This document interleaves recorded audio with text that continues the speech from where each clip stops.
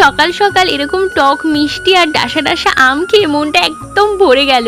Hello বন্ধুরা, আশা করি সবাই ভালো আছো। আমাদের বাড়ির আম গাছটায় দেখো এখনও আম কিন্তু কাঁচা রয়েছে।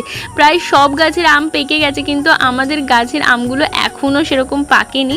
আর যেগুলো পাকছে সেগুলো পড়ে যাচ্ছে, বাকিগুলো কাঁচাই আছে। আর আমাদের এই আদিত্য সোনা সকালবেলা ঘুম থেকে উঠেই কিন্তু একা একা খেলতে ভালোবাসে, ও নিজে নিজে কিছুক্ষণ খেলে।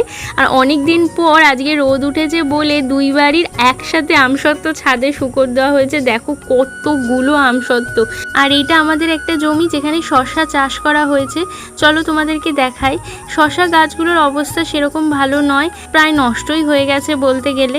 তার সাথে সাথে এখানে উচ্ছে চাষও করা হয়েছে। এটা হলো শশার ফুল। আগেবারে এখানে ভালো চাষ হলো, এবারে দেখছি বৃষ্টি হওয়ার দরুন শশা গাছগুলোর অবস্থা খুব খারাপ। দেখো এই শশাটাই একটু ভালো চোখে পড়লো, আর বাকি শশাগুলো হয় পচে গেছে, না হলে দেখছি পেকে একদম হলুদ হয়ে গেছে। আর মাচাটা বেশ নিচু হওয়ায় আমি ভালো করে তোমাদের দেখাতে পারলাম না, কিন্তু সত্যি শশাগুলোকে দেখে আমার মনটা ভীষণ খারাপ হয়ে গেল।